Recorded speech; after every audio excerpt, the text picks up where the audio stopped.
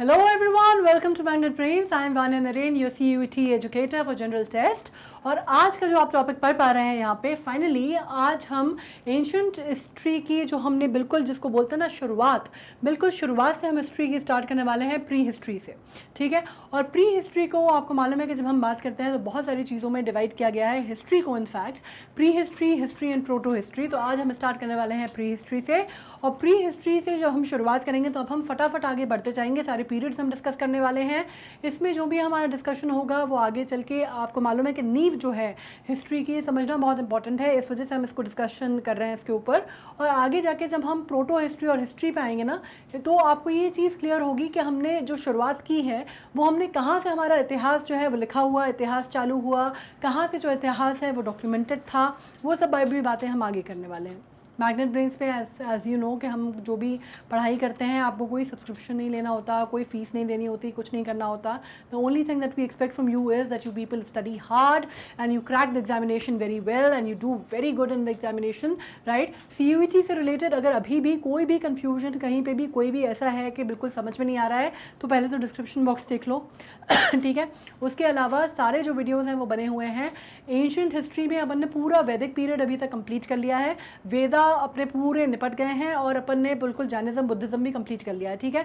अब आज से देखा जाए तो पूरा प्रॉपर अपन अब वैदिक पीरियड के बाद अब अपन प्री हिस्ट्री से स्टार्ट करते हैं, और प्री हिस्ट्री के बाद अपन बहुत जल्दी अब एंशिएंट इंडिया और अपन को मिडीवल और मॉडर्न इंडिया करना है। अपन MCQs पे ज़्यादा फोकस करेंगे क्योंकि क्वेश्चन जो है वो ऑब्जेक्टिव बेस्ड आने वाले हैं, तो अपन उसी पे करेंगे। थोड़ा थोड़ा बैकग्राउंड अपन समझ लेते हैं, ठीक है। तो बहुत जल्दी टाइम वेस्ट नहीं करते अपन, let's come to prehistory और उसके पीरियड्स हम डिस्कस कर लेते हैं। अब एंशिएंट हिस्ट्री की जब हम बात करते हैं तो उसको बहुत अलग अलग फेजेस में डिवाइड किया जाता है, ठीक है।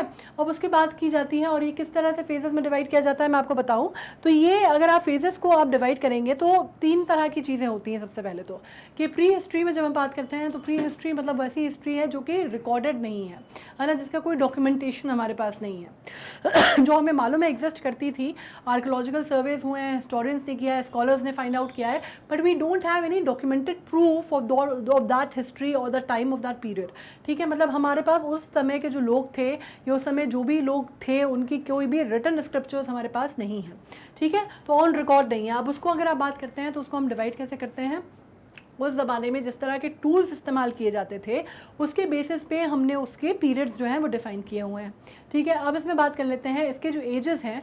अगर आप स्टोन एज की बात करते हैं तो उसको हम कैसे डिवाइड करते हैं, पैलियोलिथिक एज है जो कि ओल्ड स्टोन एज मानी जाती है, जो कि आप मान लीजिए कितना 5 लाख BCE से शुरुआत हुई थी। मतलब आप मान लीजिए धरती की जो उत्पत्ति हुई है, जो जिसको आप कहते हैं कि अर्थ बना है जब से, तब से अगर अपन इसको काउंट करें तो 5 लाख BCE से स्टार्ट हुई थी और 10,000 BCE तक अर्ली स्टोन एज मानी जाती है, ठीक है, ओल्ड स्टोन एज।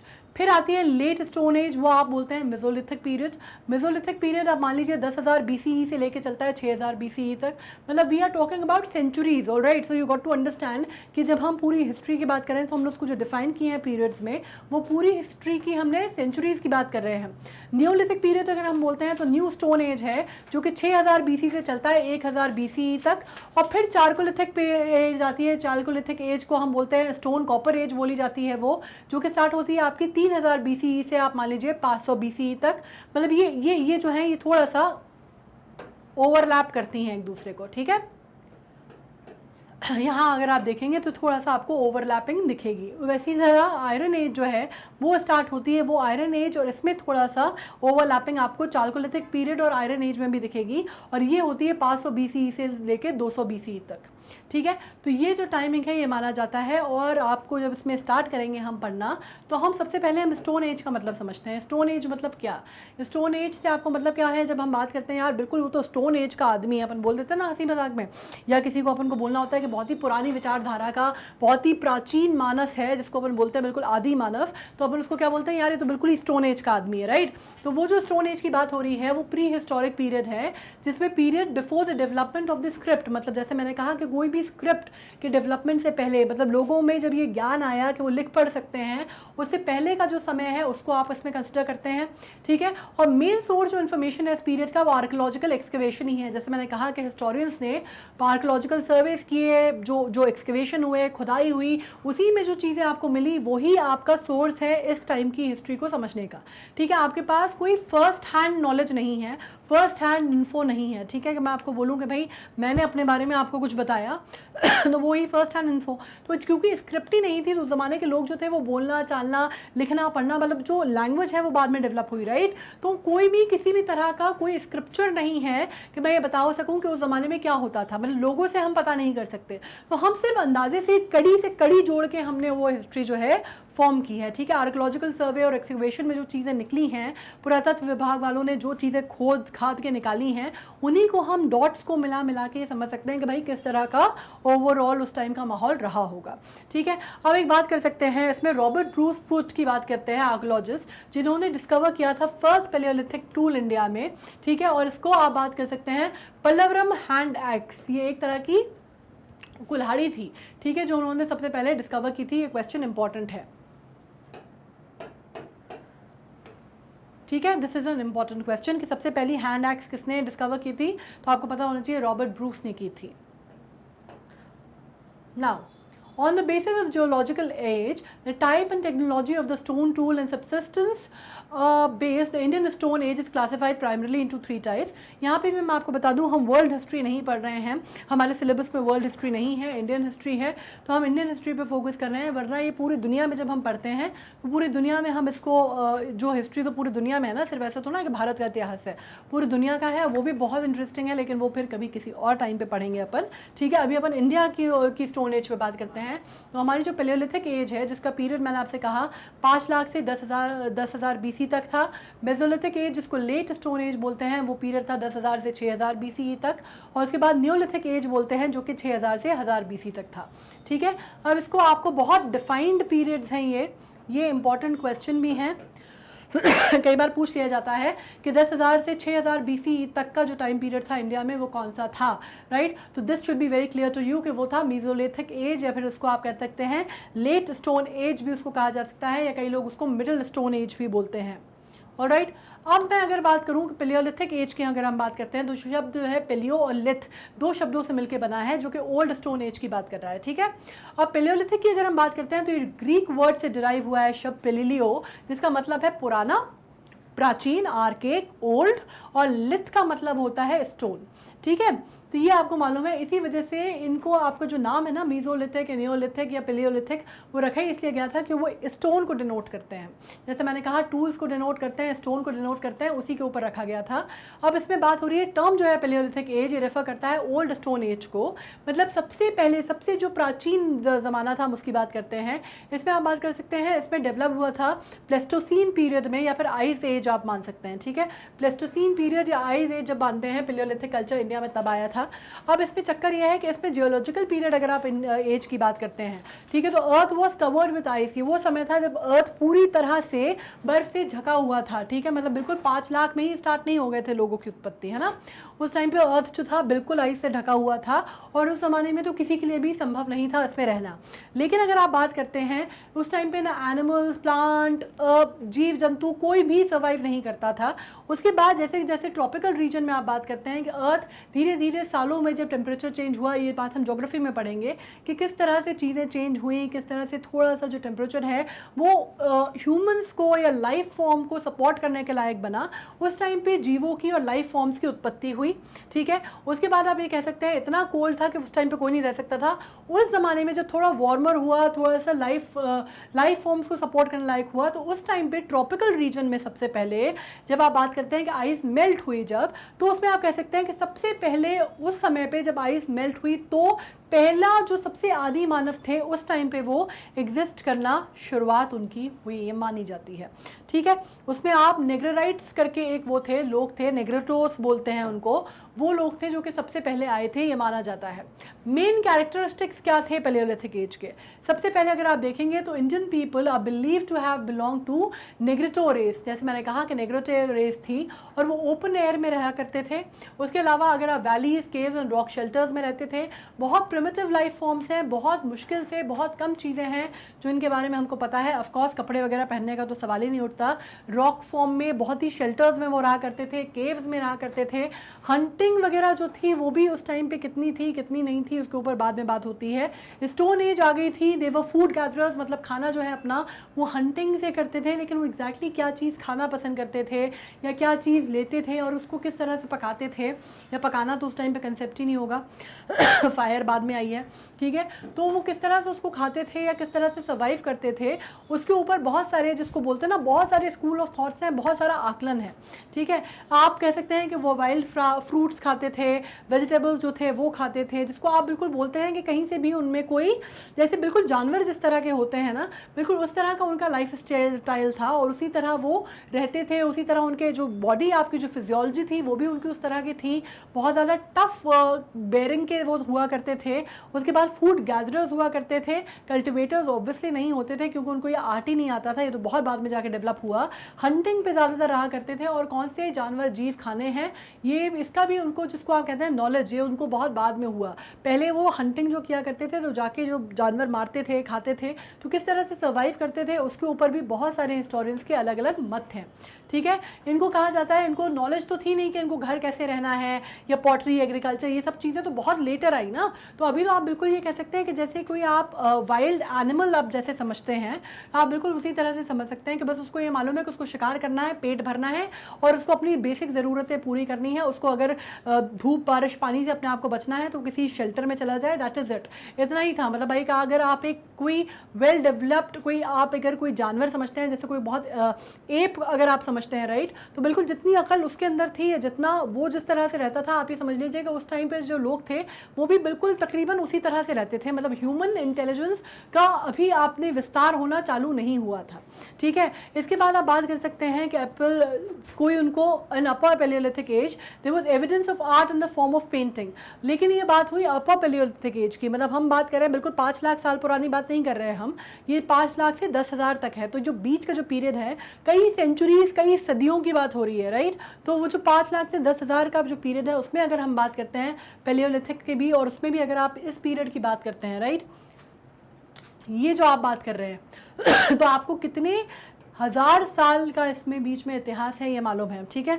तो मैं जब बात कर रही हूँ ना, तो यहाँ पे जब मैंने आपको बताया कि पेंटिंग, तो पेंटिंग का मतलब ये नहीं कि 5 लाख साल पहले या 4 लाख साल पहले वो पेंटिंग बनाना जानते थे। वो बाद में आते आते आते आते towards the end of the old paleolithic age उनके अंदर ये चीज़ आ गई कि वो पेंटिंग वेंटिंग, वो जो थोड़ा सा पत्थरों से घिस के वो जो था वो रॉक शेल्टर्स वगैरह पे पेंटिंग करने लगे, जिसके आज भी आर्कोलॉजिकल नमूने मौजूद हैं, आज भी वो मिल जाते हैं। और इसी की वजह से उनको आप कह सकते हैं, इसी वजह से जब उनको स्टडी किया गया तो पता चला कि भाई ये तो इतने साल पुराने हैं, 10,000 साल पुराने हैं, 15,000 साल पुराने हैं, 5,000 साल पुराने हैं, 6,000 साल पुराने हैं। तो हम उसकी डेटिंग हुई जब, तो हमको पता चला कि होता था या नहीं होता था, ठीक है। अब human used unpolished rough stones like hand axes, chopper, blades, burin and scrapers. आपको ये मालूम होना चाहिए कि ये जब मैं बात कर रही हूँ तो मैं बात कर रही हूँ अपर पैलियोलिथिक एज की, ठीक है। ये बहुत अर्ली पैलियोलिथिक एज की बात नहीं हो रही है, ये सब कुछ जो था ये बाद में हुआ है। Paleolithic man are also called quartzite भी कहा जाता है इनको, क्यों? क्योंकि क्वार्ट्जाइट करके हार्ड रॉक जो थी वो उसके स्टूल इस्तेमाल किया करते थे वो, ठीक है। वो उनको हेल्प करता था, बहुत हार्ड स्टूल होते थे तो उससे वो हंटिंग का काम भी अच्छे से कर लेते थे, और अगर उनको जंगल साफ़ करना हो रहने के लिए तो वो भी कर लेते थे। रॉक शेल्टर्स वगैरह अगर उनको बनानी हो, झाड़ी वाड़ी साफ़ करनी हो तो वो भी काम वो कर लेते थे। तो क्वार्ट्जाइट पीपल कहा जाता है बिकॉज क्वार्ट्जाइट का वो बहुत ज़्यादा इस्तेमाल करते थे, ठीक है। ओल्ड स्टोन एज जो है या पैलियोलिथिक एज जो है इंडिया में, उसको फिर 3 फेजेस में डिवाइड किया गया है। जैसे मैंने आपको बताया कि जो हम अभी बातें कर रहे हैं वो ज़्यादातर हम अपर पैलियोलिथिक एज की बात कर रहे हैं, ठीक है।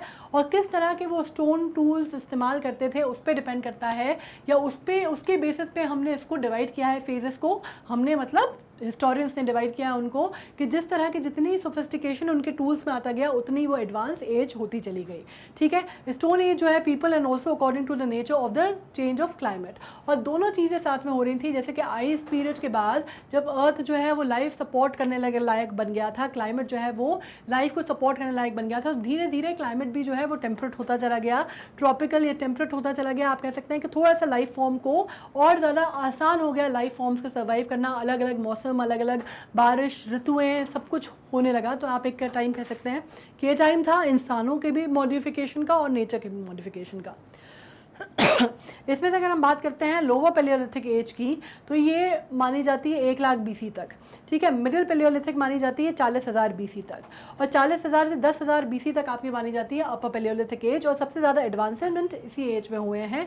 इस एज में कुछ भी खास नहीं हुआ है, ठीक है, और ना इसका हमारे पास कोई पुष्टि करनी है, प्रमाण करने के लिए हमारे पास कुछ बहुत ज़्यादा है भी नहीं। तो अगर हम अर्ली पैलियोलिथिक एज की बात करते हैं तो ज़्यादातर वो आइस एज का हिस्सा था, जब पूरा अर्थ जो था आइस से ढका हुआ था, ये वो टाइम माना जाता है। Hunters and food gatherers, tools used for hand axes, choppers and cleavers, tools were rough and heavy. अब इसकी बात अगर मैं आपसे कहती हूँ पैलियोलिथिक साइट की, तो ये इसके बारे में पुष्टि नहीं हो पाई है अभी तक, ठीक है। हंटर्स जो थे वो गैदर करते थे, उनके चॉपर्स वगैरह जो एक्सेस थे उनको, क्योंकि खाना खाना तो अगर इंसान के जीवन की उत्पत्ति हो गई तो खाना तो खाएगा, राइट। तो खाना खाने के लिए वो अपना पेट भरने के लिए वो जो हंटिंग करता था वो करता था। उससे ज़्यादा कोई चीज़ हमको नहीं पता इस एज के बारे में। और ये भी आपको मालूम होना चाहिए लोअर पैलियोलिथिक एज में भी towards the end of lower paleolithic age इसकी बातें हुई हैं, जो कि हैंड एक्सेस की बात होती है, जो कि रफ और बिल्कुल जिसको आप कहते हैं हेवी थे, ठीक है। अर्लीस्ट लोअर पैलियोलिथिक साइट जो है वो बोरी मानी जाती है महाराष्ट्र में, और लाइम स्टोन इस समय इस्तेमाल किए जाते थे टूल्स को बनाने के लिए, ठीक है। अब हम बात कर लेते हैं कुछ मेजर साइट्स की, जहाँ पे लोअर पैलियोलिथिक पीरियड की आप अगर जो कुछ मेजर साइट्स बोल रहे हैं कि कहाँ पे उनके आर्कियोलॉजिकल सर्वे में कहाँ से वो चीज़ें निकल के बाहर आई हैं, कहाँ कहाँ खुदाई हुई है, एक्सकेवेशन हुआ है, तो आपको पता चलता है टाइम पीरियड का। और वो साइट्स हैं, कुछ पाकिस्तान में है, सोन वैली पाकिस्तान में है, कुछ थार डेजर्ट में ऐसी साइट्स निकल के आई हैं, कश्मीर में है, मेवाड़ प्लेन्स में है, Saurashtra, Gujarat, central India like आपका मध्य प्रदेश में इनफैक्ट एक जगह है भीमबेटका करके अप्रॉक्सीमेटली भोपाल से आप मान लीजिए 40 किलोमीटर के आसपास कुछ दूरी पे है ये जगह, भोपाल जो मतलब मध्य प्रदेश का कैपिटल है उससे। और वो आप बिल्कुल कह सकते हैं it is kind of a Mecca for the archaeologist to find out the period और the history of the palaeolithic age, क्योंकि इतना ज़्यादा वहाँ से पता चला है और इतनी प्रिजर्व्ड साइट है वो, जो रॉक कार्विंग वगैरह हुई है, जो rock carving in the sense rock paintings वगैरह जो वहाँ की हैं भीमबेटका में, वो इतनी एक्यूरेट और इतनी वेल प्रिजर्व्ड हैं अभी तक भी कि लोग आज भी आप कहते हैं कि बार बार पूरी दुनिया के आर्कियोलॉजिस्ट, पूरी दुनिया के जो हिस्टोरियंस हैं उसको उन्होंने अपनी तरफ खींचा है, ठीक है। तो सेंट्रल प्लेन इंडिया हो गया, डेक्कन प्लेट्यू हो गया, छोटा नागपुर प्लेट्यू हो गया, और नॉर्थ ऑफ कावेरी रिवर। मतलब आप ये समझ सकते हैं कि जब हम बात करते हैं पैलियोलिथिक एज में, तो इतनी जगहों पे बसाहट हुआ करती थी, इतनी जगहों पर जो आदि मानव हैं वो रहा करते थे, और उनके आर्कियोलॉजिकल जो रिमेन्स हैं वो आपको मिले हैं अलग अलग जो जिसको आप कहते हैं कि एक्सकवेशन हुए हैं, खुदाई हुए हैं उसमें, ठीक है। अब उनकी बात करते हैं, these are the habitation site including caves and rock shelters. और ये रहते कहाँ थे, ये तो मैं आपको बता ही चुकी हूँ कि कोई ये प्रॉपर सेटलमेंट इनका नहीं था जहाँ पे भी इनको रहने की जगह मिल जाती थी, चाहे आप कह दीजिए केव्स हों, चाहे रॉक शेल्टर्स हों, ये वहाँ पे रहा करते थे। और जितना ये उसको कर सकते थे, जितना ही अपन आज अपना घर डेकोरेट करने की कोशिश करते हैं, राइट। आज की डेट में अगर हम कहीं रहते हैं तो हम उसको सबसे सुंदर बनाने की कोशिश करते हैं या अच्छा बनाने की कोशिश करते हैं। तो वैसे ही जब ये रॉक्स में रहते थे या केव्स में रहते थे तो ये क्या करते थे, अब वो दो चीज़ों पे थोड़ा सा मतभेद है इसमें कि कुछ आर्कियोलॉजिस्ट कहते हैं कि उनका वो एज अ उनकी हॉबी थी, एज अ टाइम पास था कि वो जो पेंटिंग्स वगैरह हैं रॉक पे वो बनाते थे। और कुछ का कहना था क्योंकि वो वहाँ रहते थे तो it was a sense of जिसको बोलते हैं सेंस ऑफ एस्थेटिक्स या सेंस ऑफ ब्यूटिफिकेशन, जिसके कारण वो ये सब करते थे, ठीक है। तो this is one of the reasons. और इंपॉर्टेंट प्लेस जैसे मैंने कहा आपको कि भीमबेटका, देखिए यहाँ पे भी आ गया कि भीमबेटका मध्य प्रदेश में बहुत इंपॉर्टेंट साइट मानी जाती है इस एज की। अब अगर हम बात करते हैं मिडिल पैलियोलिथिक एज की, तो tools used were flakes, blade, pointers, scrapers and borers. Tools were smaller, lighter and thinner. There was a decrease in the use of hand axes with respect to other tools. अब इसमें ये बोला जाता है कि जैसे जैसे एज बढ़ती गई, एडवांसमेंट होता गया, वैसे ही वैसे टूल्स जो हैं वो और सोफिस्टिकेटेड होते चले गए। पहले क्वार्ट्जाइट या फिर लाइमस्टोन से बनते थे, अब वो जो है वो थोड़े से हल्के होने लगे, थोड़े से सोफिस्टिकेटेड होने लगे, थोड़े से शार्पर होने लगे, लाइट होने लगे, वजन में उतने ज़्यादा भारी नहीं होते थे और थिनर होने लगे, पतले होने लगे। उतने भारी भरकम अब टूल्स का इस्तेमाल नहीं होता था। और इसके बाद आप बात कर सकते हैं कि उनको आप फिर काटने के और ब्लेड्स के तौर पे या पॉइंटर्स या स्क्रैपर्स या इस तरह के भी टूल्स अब आ गए थे। पहले जो थे वो हैंड एक्सेस चलते थे और हैंड एक्सेस की जगह अब दूसरी चीज़ों ने ले ली थी। ठीक है, इसमें आप बात कर सकते हैं there was a decrease in the use of hand axes. जो बड़े बड़े जो जिसको बोलते हैं कुल्हाड़ी वगैरह जो थी पहले की, उसकी जगह अब दूसरे सोफिस्टिकेटेड टूल्स आ गए थे। और ये चीज़ आपको ये भी बताता है कि जिस तरह से टूल्स में मॉडिफिकेशन हुआ उस तरह से आप ये कह सकते हैं कि एक तरह से सिविलाइजेशन मॉडिफाई होती जा रही थी। You were taking a step forward and forward and forward and the people were moving a bit forward in their approach and people were getting more aware about their surroundings. ठीक है, तो ये भी आप कह सकते हैं। अब अगर मैं बात करूँ मिडिल पेलियोलिथिक एज की साइट्स कौन सी मानी जाती हैं, तो एक तो वो मानी जाती है यूपी का बेलन, लूनी वैली जो राजस्थान में है वो, नर्मदा रिवर्स का माना जाता है, भीमबेटका जैसे मैंने कहा कि भीमबेटका बहुत बड़ी साइट मानी जाती है। इसके बाद आप बात करते हैं तुंगभद्रा रिवर वैली जो है वो मानी जाती है, पोतवार प्लेट्यू माना जाता है या संघाव केव मानी जाती है। ठीक है, जो पेशावर पाकिस्तान में है। तो ये मतलब आप बात कर रहे हैं ज़्यादातर कहाँ की बात हुई। अगर हम प्री हिस्टोरिक में पेलियोलिथिक लोअर पेलियोलिथिक की हम बात कर रहे थे तो it was covering almost the entire India, या डेक्कन प्लेट्यू भी आ जा रहा था उसमें, छोटा नागपुर प्लेट्यू भी था उसमें, सेंट्रल इंडिया भी था उसमें, आपका पाकिस्तान का भी कुछ एरिया था, सोन वैली भी थी, गुजरात सौराष्ट्र भी था। तो it was covering almost the entire सब कॉन्टिनेंट, राइट। लेकिन यहाँ पे अगर देखने वाली बात यह है कि अगर आप देखते हैं तो it is covering almost a single pattern, एक पैटर्न आपको दिखाई दे रहा है। ठीक है, यूपी, राजस्थान, नर्मदा रिवर मतलब आपका सेंट्रल इंडिया का कुछ पार्ट हो गया, भीमबेटका हो गया, रिवर वैलीज हो गई। तो आप पूरा northern frontier, central northern frontier की बात कर लीजिए, आप नॉर्थ ईस्ट में या नीचे अभी उतना नहीं पहुंचा है। इसके बाद अपन आ जाते हैं अपर पेलियोलिथिक एज में। और अपर पेलियोलिथिक एज मतलब वो एज जब आप कह सकते हैं कि आइस एज पूरी तरह से नहीं लेकिन काफ़ी हद तक ख़त्म हो चुकी थी दुनिया में, और आप जो टेम्परेचर था वो थोड़ा सा वार्मर हो गया था, थोड़ा सा टेम्परेट हो गया था, और अब ह्यूमन फॉर्म्स और जो सोफिस्टिकेटेड लाइफ फॉर्म्स हैं उनको सपोर्ट करने लायक हो गया था। तो इसी टाइम पे होमोसीपियंस की उत्पत्ति हुई। होमोसीपियंस कौन? वो लोग जिनको हम मानते हैं कि हमारी उत्पत्ति होमोसीपियंस से हुई है, राइट। The human race today as we see it, हम जो है वो होमोसीपियंस से आगे बढ़े हैं। तो हमारी उत्पत्ति आप कह सकते हैं इस पीरियड में हुई। उससे पहले जो लोग थे वो बहुत ही प्रिमिटिव, बहुत ही आदि मानव थे। यहाँ से अब आप कह सकते हैं कि ह्यूमंस की जो रेस है, जो आज की डेट में जो ह्यूमंस की रेस है, उनकी उत्पत्ति यहाँ से हुई है। ठीक है, अब इसमें आप कह सकते हैं कि क्लाइमेट जो था वो थोड़ा वार्मर हो गया था, लेस ह्यूमिड हो गया था, जैसे लिखा हुआ है emergence of homo sapien as I said. और पीरियड जो है वो इनोवेशन से मार्क होता है। ये मार्क होता है कि जैसे जैसे होमोसीपियंस जब आए तो उन्होंने और इनोवेशन लाए। उनका कहते हैं कि उनका जो थिंकिंग प्रोसेस था वो अपनी जगह एस्टैब्लिश होने लगा था, और उन्होंने जो चीज़ें लाए वो अब हंटिंग एंड फूड गैदरिंग वाली स्टेज तो अभी भी थी, लेकिन अब चीज़ें क्या हुई, अब चीज़ों में फ़र्क ये आया कि अब जो फिशिंग टूल्स वगैरह भी आ गए थे, अब मतलब वो मछली भी मारने लगे थे, हंटिंग भी करने लगे थे, बरिंग टूल्स भी आ गए थे उनके। अब थोड़ी सी उनकी जो चीज़ें हैं, टूल्स और ज़्यादा सोफिस्टिकेटेड होने लग गए उनके। थे वो अभी भी स्टोन के, लेकिन अब बोन्स भी आ गई उसमें। तो टूल्स अब स्टोन और बोन्स दोनों के बनने लगे, और जो जानवरों की बोन्स थी उनसे भी अब वो टूल्स बनाने लगे।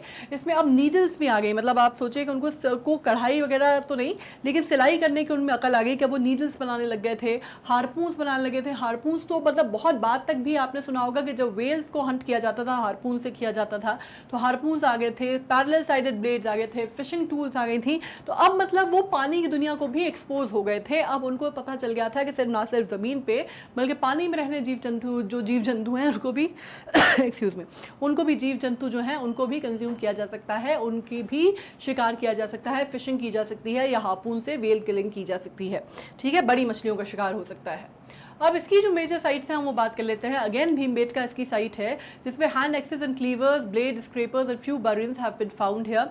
उसके अलावा बेलन है, सोन है, छोटा नागपुर प्लेट्यू है, महाराष्ट्र है, उड़ीसा है, ईस्टर्न घाट्स है आंध्र प्रदेश के। मतलब अब ये जो वाला जो फेज है ये अगेन पूरे आप देख रहे हैं कि ऑलमोस्ट पूरे सब कॉन्टिनेंट को कवर कर रहा है। Bone tools have been found only at the cave site of Kurnool and Muchchatla, Chintamani, Gavi in Andhra Pradesh. Bones tool जो है वो ज़्यादा जगह पाए नहीं गए हैं, लेकिन स्टोन टूल्स और स्टोन जो उनके चीज़ें थी जो यूज़ करते थे वो स्टोन से बनी हुई वो जगह जगह पाई गई हैं, जो जगह आपको यहाँ पे दी है गई है उसमें पाई गई हैं। अब हम बात कर लेते हैं मीज़ोलिथिक पीरियड की। मीजोलिथिक जो है ये किया गया है डिराइव दो टर्म से, meso and lithic. Lithic, meso का मतलब जो होता है वो मैं आपको बता देती हूँ, मतलब मिडिल, और लिथिक का मतलब तो आपको मालूम है कि स्टेट को कहते हैं लिथ को, है ना। तो मीजोलिथिक एज जो है प्री हिस्ट्री की, known age middle stone age, तो उसको आप सिंपल भाषा में मिडिल स्टोन एज भी कह सकते हैं। और क्यों कह सकते हैं ये आपको पता है, that is why they will probably ask you a question कि भाई मिडिल स्टोन एज कौन सी कहलाती है, तो उसमें आपको अपर पैलियोलिथिक या मिडिल पैलियोलिथिक इसमें कंफ्यूज नहीं होना है, वो दो बिल्कुल अलग चीज़ है, वो स्टोन एज के आगे के पार्ट है, ठीक है। ये दिस इज इंपॉर्टेंट क्वेश्चन कि मिडिल स्टोन एज कौन सी कहलाती है, वो मिडिल स्टोन एज आपकी कहलाती है mesolithic age. Both mesolithic and neolithic phases belongs to the holocene era. कौन सी इसको एरा को बिलोंग करते हैं, हेलोसीना एरा को करते हैं। और इस एरा में राइज जो था टेम्परेचर में था and climate became warm which resulted in melting of ice and brought changes in flora and fauna. और इस टाइम की इंपॉर्टेंस ये है कि आइस एज अब पूरी तरह से खत्म हो गई थी, ठीक है, पूरी जो आइस है वो एक तरह से मेल्ट हो गई थी, आप ये मान सकते हैं। और इसके साथ क्या हुआ, जो अर्थ का जो क्लाइमेट है वो वार्म हो गया, थोड़ा सा गर्म हो गया, और ज़्यादा उस पर अब फ्लोरा एंड फौना का टाइम आ गया, जिसमें आप कह सकते हैं कि ना सिर्फ इंसानों के लिए बल्कि आप कह सकते हैं कि वो सारी ही लाइफ फॉर्म्स के लिए काफ़ी सपोर्टिव हो गया। और फ्लोरा और फौना मतलब आप कह सकते हैं कि जीव जंतु और पेड़ पौधे दोनों ही बहुत बड़ी तादाद में इसमें उगने लग गए, ठीक है, फ्लरिश होने लग गए। अब इसमें ये कह सकते हैं कि मेसोलिथिक एरा का अगर आप बात करते हैं कि फीचर क्या है, तो फीचर ये है कि these people, the people of this age lived on hunting, fishing and food gathering initially, but later age they domesticated animals and cultivated plant thereby paving the way for agriculture. अब इस time पे क्या हुआ कि शुरू में तो ठीक है, शुरू में तो जैसे वो रह रहे थे वैसे रह ही रहे थे, है ना। जैसे वो रह रहे थे कि वो पत्थर से वो अपना एक्स बनाते थे, कुल्हाड़ी बनाते थे, अपने जो उनकी रोज़मर्रा की टूल्स थे वो बनाते थे। और क्या होता था कि उनकी फूड गैदरिंग वाली स्टेज में थे कि गए भाई अपना पूरा वो हाथ में कुल्हाड़ी वगैरह लेके गए और किसी भी जानवर के उनको मारा और उसको खाया और बात खत्म। उनका लाइफ का उद्देश्य उतना ही था। अब जैसे जैसे क्या हुआ कि ये फ्लोरा फौना बढ़ने लगा तो उनको ये समझ में आने लगा कि और भी चीज़ें हो सकती हैं, और भी चीज़ें की जा सकती हैं। तो अब ये फूड गैदरिंग और हंटिंग वाले उससे जो नोमैडिक सेंस था उनका, उससे थोड़ा वो सेटलमेंट की तरफ जाने लग गए, ठीक है। फिर उन्होंने क्या किया, धीरे धीरे उनको ये समझ में आया कि भाई ये जो जानवर हैं, बाकी जीव जंतु हैं, इनको भी एक आप सिम्बायोटिक रिलेशन में हो सकते हो, इनको भी आप पाल सकते हो। तो उन्होंने इनकी रेयरिंग चालू की, उनको पालना चालू किया, डोमेस्टिकेशन चालू किया। अब डोमेस्टिकेशन चालू किया तो उसके कारण एक चीज़ ये अच्छी हुई कि जब उन्होंने डोमेस्टिकेशन चालू किया तो उनको और भी यूज से समझ में आए। उनको ये समझ में आया कि भाई ये हो सकता है इससे दूध भी धोया जा सकता है, दूध जैसी चीज़ भी धोई जा सकती है, पी जा सकती है। उसके बाद आपने कल्टिवेट करना चालू किया, प्लांट्स वगैरह, जब आपको पता चला कि फौना है तो आपने पेड़ पौधों को भी कल्टिवेट करना चालू किया। उससे उसको सेंस आया कि हो सकता है कोई कभी कोई बीज गिरा हो या कोई फल लगा हो जिसको उसने खा के देखा हो, तो उसको ये समझ में आया कि भाई ये भी खाया जा सकता है, किया जा सकता है। तो अगर ये अपने आप उग रहा है तो अगर हम इसको उगाएं तो और भी फ़ायदा होगा हमारे लिए। हम अपने आप भी मेहनत करके इसको उगा सकते हैं, एक्सीडेंटली खाने की जगह अगर हम मेहनत करें इसको उगाने की तो हम वो भी कर सकते हैं। तो वो सेंस ऑफ एग्रीकल्चर डेवलप हुआ कि भाई अगर हम खेती और किसानी करना चालू करें और जो भी फल हम खा रहे हैं, हमें जो बाय लक मिल रहा है, अगर हम उसका कल्टीवेशन चालू करें तो हमारे लिए एक रेगुलर सोर्स ऑफ फूड हो जाएगा। तो हमें ये जो मारा फिरना पड़ता है हंटिंग और फूड गैदरिंग के लिए, हमें ये नहीं करना पड़ेगा। तो ये सेंस आया वहाँ से, ठीक है। अब first animal to be domesticated was the wild ancestor of the dog. हालांकि कहा जाता है कि जो पहला जानवर, जो पहला मतलब जिसको आप कहते हैं कि जो पहला डोमेस्टिकेट हुआ था सॉरी, वो आज की डेट का, जैसे जो हमारा डॉग है जो हम पालते हैं, उसके बिल्कुल दादा परदादा और परदादा के भी कोई दादा होंगे तो वो थे, ठीक है। बिल्कुल वो डोमेस्टिक जो डॉग था उसके बहुत ज़्यादा पुराना जो उसका जो काइंड ऑफ आर्केक टाइप का ना, उसका होमोसीपियन, जो डॉग का होमोसीपियन होगा, डॉग का होमोसीपियन नहीं होता, ठीक है। होमोसीपियन का मतलब होता है क्या, इंसानों से। तो ये नहीं लिख के आ जाना कि डॉग का होमोसीपियन, मेरा मतलब है कि जैसे हमारा होमोसीपियन एंसेस्टर है वैसे डॉग का जो एंसेस्टर था वो हुआ करता था, ठीक है। फिर शीप एंड गोट्स लाइन में उनको कहा जाता है कि सबसे ज्यादा डोमेस्टिकेटेड एनिमल्स थी, सबसे ज्यादा शीप्स पाली जाती थी या गोट पाली जाती थी। अब उससे होता क्या था, ये दो चीजें काम करती थी, एक तो ये सीधे सीधे उनको खाना जो था वहीं के वहीं मिल जाता था, है ना, और दूसरी बात इनको दूध भी मिलने लगा था। तो इनको ये समझ में आया कि भाई दूध भी पिया जा सकता है। तो ये सारी चीजें हुई। उसके बाद आप कह सकते हैं कि मीसोलिथिक पीपल जो थे वो सेमी परमानेंट सेटलमेंट में रहते थे, लेकिन उनकी कोपिंग ऑक्यूपाइंग आप कह सकते हैं केव्स और ग्राउंड दोनों ही को करने लगे थे। अब क्या हुआ, वो तो बिल्कुल ही नोमैडिक थे, मतलब जहां उनको जैसा मिल जाता था, शेल्टर मिल जाती थी, केव मिल जाता था जहाँ वो जाते थे शिकार करने, वहीं के वहीं वो अपना वो इंतजाम कर लेते थे। अब इनको क्या हुआ कि इनको ये पता चला कि भाई हम पाल भी सकते हैं, तो हम रेयरिंग भी कर सकते हैं, हम कल्टिवेशन भी कर सकते हैं। तो अब इनका वो जो नोमैडिक जिसको बोलते हैं ना खाना बदोश लाइफ स्टाइल जो थी वो थोड़ी सी कर्ब हो गई। अब थोड़ा सा सेटलमेंट के पार्ट पे आ गए कि भाई थोड़ी सी जो है घर गृहस्थी बसाई जाए, लेकिन सेमी नोमैडिक थे, पूरी तरह नहीं थे। बंजारा तो अभी भी थे, ठीक है। तो अब वो क्या करते थे, केव्स के साथ साथ जो ओपन ग्राउंड्स हैं उनको भी कवर करने लगे, और वहाँ पे फिर अपने जो भी खेती वगैरह करते होंगे तो वो उगाने लगे, जो भी अपनी धान फसल उगाते होंगे। People of this era believed in life after death and hence they buried the dead with food items and other goods. अब ये जो है, ये आप सोचिए कि बहुत आगे तक भी ये साइकोलॉजी रही है ना।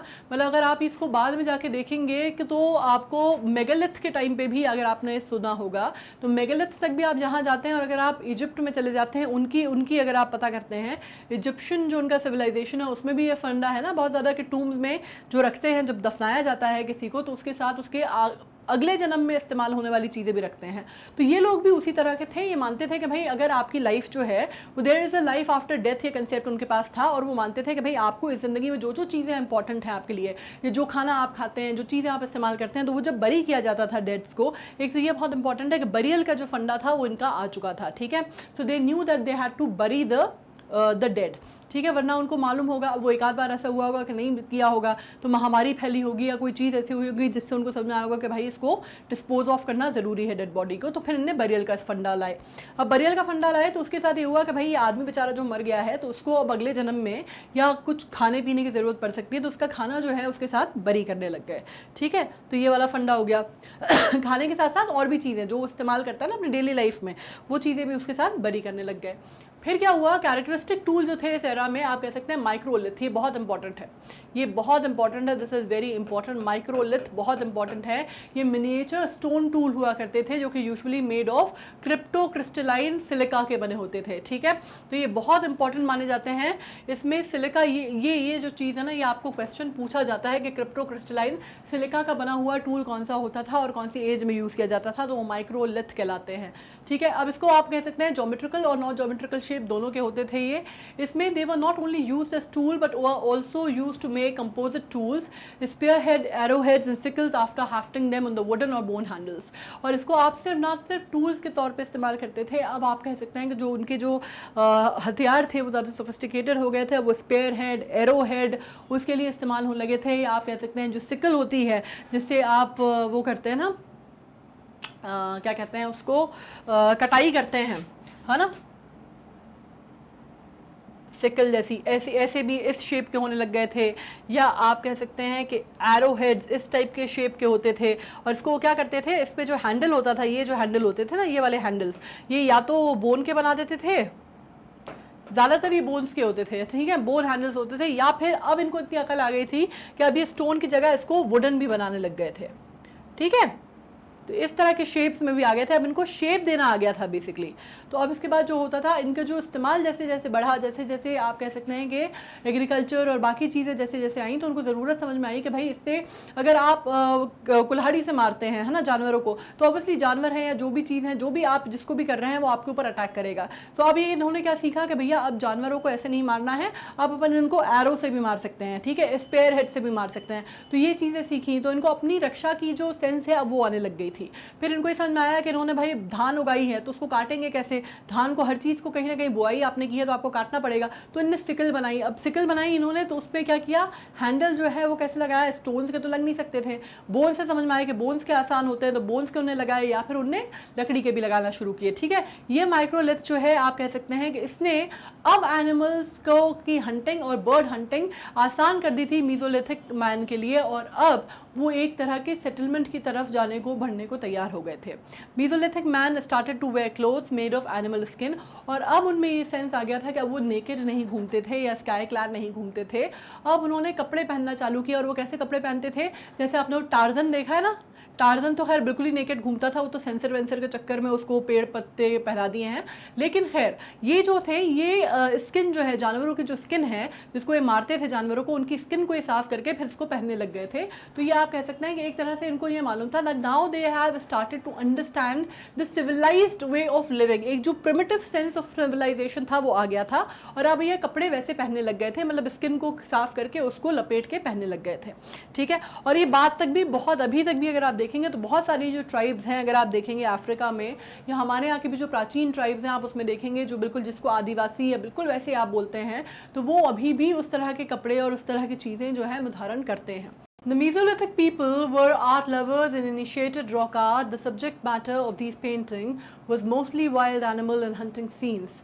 ठीक है, dancing and food collection were also depicted in such paintings. These rock paintings give an idea about the development of the religious practices and also reflect the division of the labor on the basis of gender. तो आप ये समझ सकते हैं कि ये जो लोग थे अब इनका सेंस ऑफ एस्थेटिक्स जो है वो काफ़ी डेवलप हो गया था। ठीक है, सेंस ऑफ एस्थेटिक्स डेवलप होने के साथ साथ अब इन्होंने क्या किया, अब इन्होंने पेंटिंग स्टार्ट की।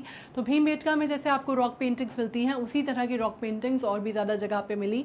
आर्कोलॉजिकल सर्वेज हुए, काफ़ी सारी रॉक पेंटिंग्स मिली जिनको अगर आपने डेट बैक किया तो वो इस एज में जाके इसकी के तार जुड़े। ठीक है, अब इसमें ये था कि अब जो रॉक पेंटिंग थी उसकी शैली में ये फ़र्क आया कि अब ये जो थे वो ज़्यादातर हंटिंग सीन्स बनाने लगे। जब शिकार किया जाता था तो शिकार किस तरह से किया जाता था ये वो सीन्स ड्रॉ करने लगे।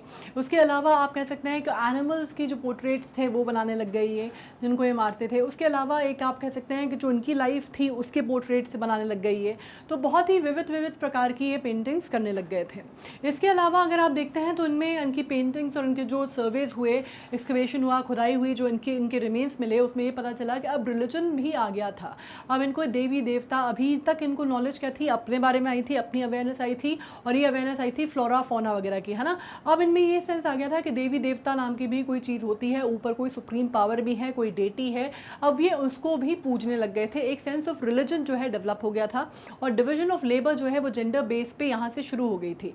तो अगर आप कहते हैं ना कि पुरुष सत्ता समाज है या आप पेट्रियार्की की बात करते हैं तो मैं आपको बता दूं कि जेंडर डिवाइड या जेंडर बायस जो है वो वेदों से नहीं आया था, वो वेदों से काफ़ी साल पहले इसी समय पे चालू हो गया था। और ये कहा जाता है कि इसकी वजह ये थी कि आदमी जो थे वो फिजिकली ज़्यादा पावरफुल थे, है ना। It was because of the physiological difference, it was not because of anything else, it started with the physiological difference कि आदमी जो थे उनमें मसल पावर ज़्यादा थी और औरतों में सेंस ऑफ कोऑर्डिनेशन और बाकी चीज़ों का ज़्यादा था।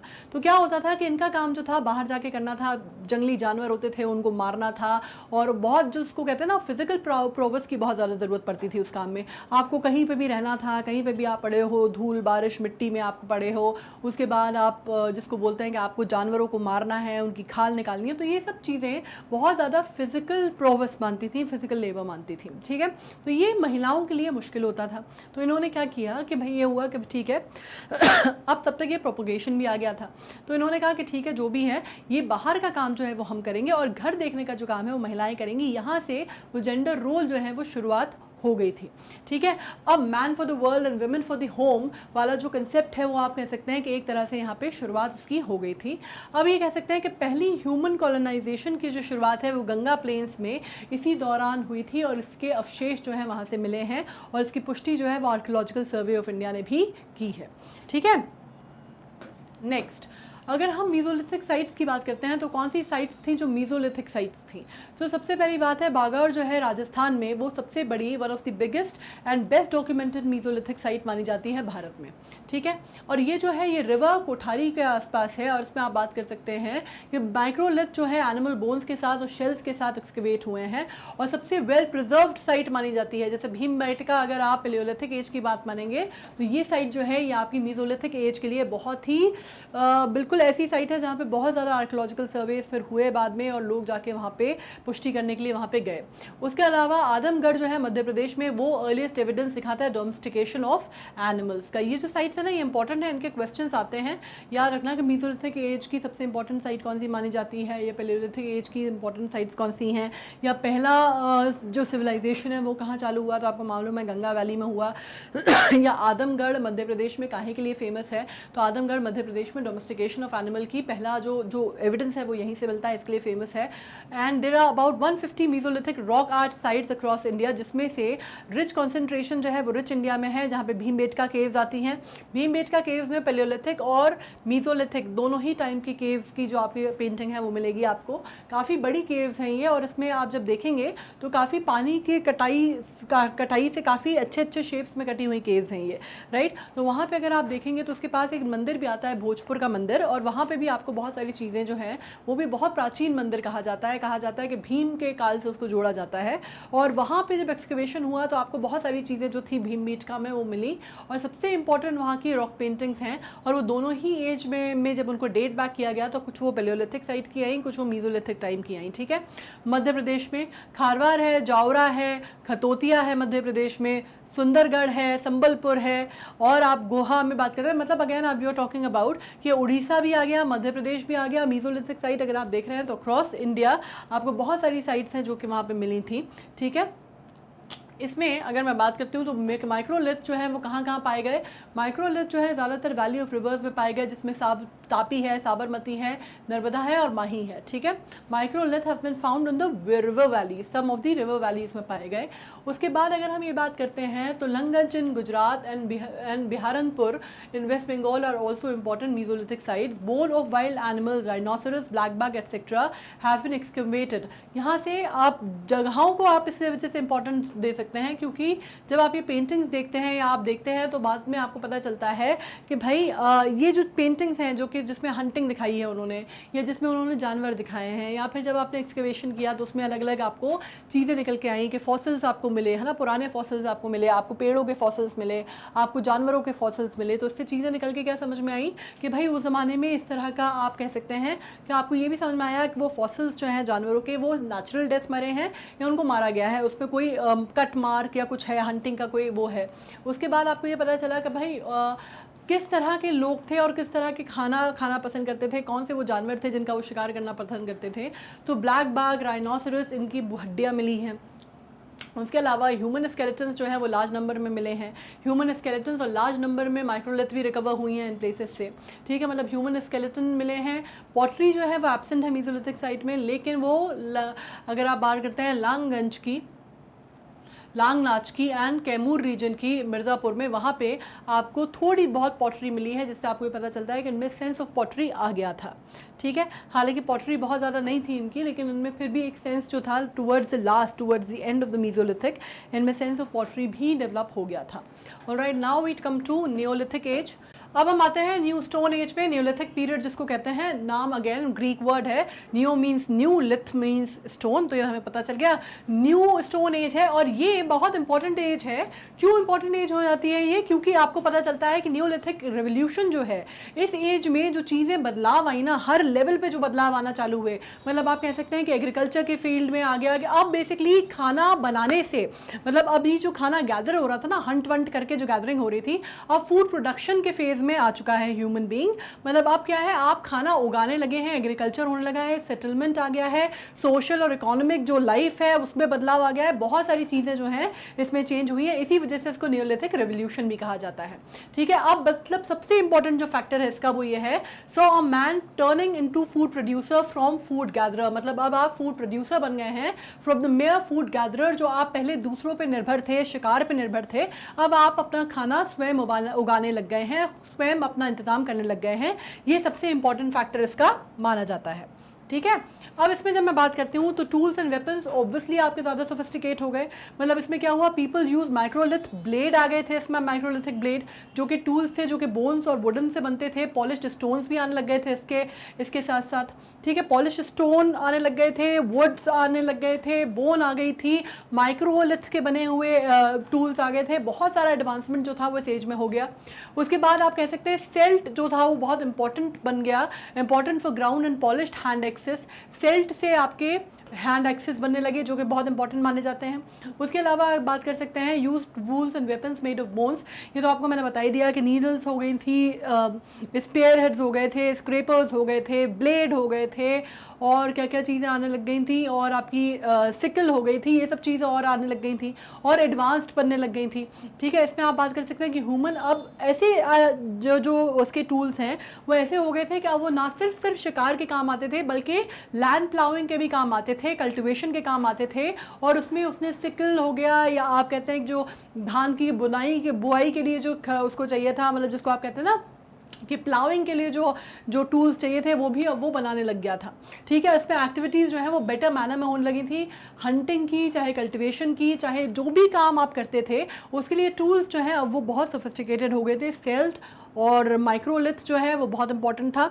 इसके अलावा स्टोन से बने हुए जो पॉलिश स्टोन के से बने हुए जो टूल्स थे, उसके साथ साथ बोन्स और वुडन एक्सेस और वुडन चीज़ें भी आने लग गई थी। ठीक है, अब इसमें एग्रीकल्चर की अगर हम बात करते हैं तो अब एग्रीकल्चर प्रोड्यूस जो है वो आने लग गया था, जिसमें उसने कह सकते हैं कि अब अपनी जो लैंड थी, जो कि आपने देखा था ना कि सेटलमेंट के बाद वो अब ज़मीन तो घेरने लग गए थे, ये तो आपने पैलियोलिथिक एज के लास्ट फेज में ही देख लिया था।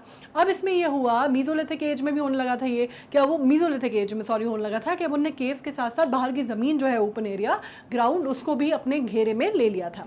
ठीक है, मतलब सेटलमेंट की फेज़ थी। न्यूलिथिक में क्या हुआ कि वो जो फेज़ उन्होंने लिया था वो बड़े बड़े एरियाज़ में तब्दील हो गया, बड़े बड़े खेतों में तब्दील हो गया, और उसमें उन्होंने अनाज बोना शुरू किया। सबसे पहले आप ये कह सकते हैं कि नियोलिथिक एज में उन्होंने फल, क्योंकि वो फल खाते थे तोड़ तोड़ के, जैसे मैंने कहा ना, फिर उनको ये सेंस आया कि यार जब ये फल अपन को मिलते हैं, अपने आप उगते हैं, तो क्यों ना अपन इन्हें उगाने लगे। तो वो भी कहते हैं कि एक्सीडेंटली हुआ, उन्होंने कोई फल खाया, उसका बीज उन्होंने फेंक दिया तो वहाँ पे पेड़ उगाया। तो उनको समझ में आया कि अच्छा यार ये बीज जो है इससे पेड़ उगता है। ठीक है, ये बीज जो है इससे पेड़ उगता है। तो ये कंसेप्ट जो है उनके दिमाग में टन घंटी जैसा बजा। तो उनको लगा कि बढ़िया काम है यार, ये तो अगर अपन ऐसे करें, अगर अपन इसको जान के कल्टिवेट करने लगे तो अपन को खूब सारे फल मिल जाएंगे, कोई दिक्कत ही नहीं, अपनी लाइफ सेट, खाना अपना इंतजाम हो ही जाएगा। तो फिर उन्होंने क्या किया, सबसे पहले उन्होंने फल उगाना चालू किए, फिर धीरे धीरे उन्होंने बाकी खाने के जो स्टेबल फूड हैं उस पर आए, फिर उन्होंने कल्टिवेट करना चालू किया। कॉर्न्स करते थे, रागी करते थे, हॉर्स ग्राम, कुल्थी जो है, कुल्थी सबसे इंपॉर्टेंट माना जाता है इसका, कि उन्होंने कुल्थी उगाना चालू किया। ठीक है, और कैटल्स की रेयरिंग तो होने ही लग गई थी। मैंने कहा था कि शीप, गोट, इनको ये पालने लग गए थे। डॉग तो बहुत पहले ही आ गया था, गोट्स पालने लगे थे। अब इसको ये दोनों चीज़ों के लिए यूज़ करते थे, मिल्क के लिए भी और मीट के लिए भी। ठीक है, पॉटरी, आई एम सॉरी यार for the bad throat, I really can't help it. ये पोस्ट कोविड सिंड्रोम है, लंग इन्फेक्शन है, थोड़ा सा बेयर कर लो। एग्जाम के लिए टाइम नहीं है, अदरवाइज मैं बिल्कुल ऐसे आप लोगों को नहीं पढ़ाती, but I really can't help, I am so sorry. ठीक है, अब पॉटरी की बात कर लेते हैं। एडवेंट ऑफ एग्रीकल्चर से बात हुआ, people were required to store their food grains as well as to cook. अब पॉटरी कहाँ से आई पिक्चर में? पॉटरी ऐसे आई पिक्चर में कि अभी तक तो चलो चल जाता था इनका काम, ये फूड गैदरिंग की, रोज़ का रोज़ मारते थे, रोज़ का रोज़ खाते थे, है ना, जिसको अपन बोलते हैं ना डेली वेज अर्नर टाइप पे करते थे, दिहाड़ी मजदूरों टाइप के, आज का ही कमाया आज का ही खा लिया। अब क्या हुआ, जब कल्टिवेशन पे आए ये, अब फूड गैदरिंग से ये फूड प्रोडक्शन के फेज पे आए, तो हुआ क्या कि अब इनको ये समझ में आया कि भैया ऐसा तो नहीं चल सकता, अपन ने कहीं अगर ये बुआई की है तो अपन को अब इसको काटना है, फसल काटेंगे तो उसको कहीं तो आपको रखना पड़ेगा, कोई तो आपको स्टोरेज का इंतजाम करना पड़ेगा ना। तो वहाँ से उनके दिमाग में आया कि कोई ऐसा वेसल बना जैसा हो जिसमें अपन खाना रख सकें या कुछ कर सकें, तो वो उनके दिमाग में कंसेप्ट आया। अब वहाँ से उन्होंने वो शुरुआत की, फिर वहाँ से पॉटरी की शुरुआत हुई, और इसमें उन्होंने कहा कि क्या किया, उन्होंने पॉटरी बनाना शुरू की। अब उनको अपने ग्रेन्स को स्टोर करना था। अब कहा जाता है कि पॉटरी जो है वो लार्ज स्केल में इस फेज में बाहर आई, मतलब पहली बार मीज़ोलिथिक में भी पॉटरी जो है शुरुआत हो गई थी, लेकिन इस फेज में आप कह सकते हैं कि इस फेज में वो शुरुआत हुई बड़े स्केल पे उसके निर्माण की। ठीक है, इसमें पॉटरी जो है इस पीरियड की उसको क्लासिफाई किया जाता है कैसे, grey ware, black burnished ware and mat impressed ware. 3 way में इसको आप कह सकते हैं कि 3 तरह से इसको आप डिवाइड कर सकते हैं।